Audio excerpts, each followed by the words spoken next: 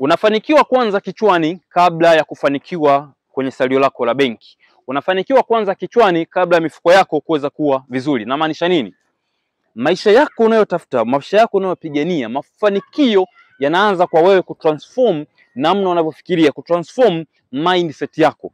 Kama mindset yako inaamini kwenye $200,000, huwezi kuingiza $2,000,000. Kama mindset yako ya biashara na mafanikio imegota kwenye $1,000,000, $5,000,000 kwako itakuwa ni mzigo sana kuweza kuingiza.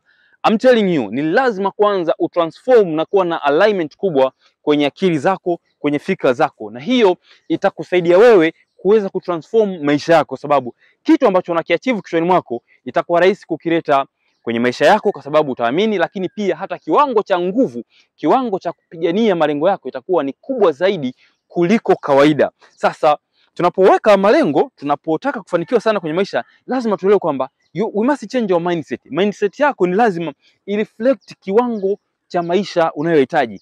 Kazi zako ziwe zireflect hivyo, lakini pia kiwango cha actions kiweze kureflect aina ya maisha unataka kuingiza, malengo unataka kufikia, kwa sababu nguvu unayoweka kwenye kazi za kila siku ina determine kiwango cha maisha ambayo utaenda kuwa nayo.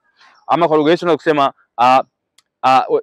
ule msemo ambao unasema kwamba action and reaction are equal and opposite. Ni muhimu sana kuelewa hii, kwa sababu kile ambacho unaweka ndicho utakachoenda kupata. Haiwezekani ukapanda kidogo ukategemea kuvuna zaidi. Kwa hiyo lazima uelewe kwamba chochote kile unachoweka kwenye maisha yako utavuna kadri unavyostahili. Kwa hiyo ukipanda kidogo utavuna kidogo. Sasa the best way kutransform hii ni kuweza kuhakikisha kwamba mindset yako ina align na uwezo wa kuweza kuachieve kitu ambacho unataka kufikia kwenye maisha yako. Kwa hiyo utafanikiwa kwenye maisha yako ukifanikiwa kwanza hapa. You must transform first your mindset before you transform your bank account and your life.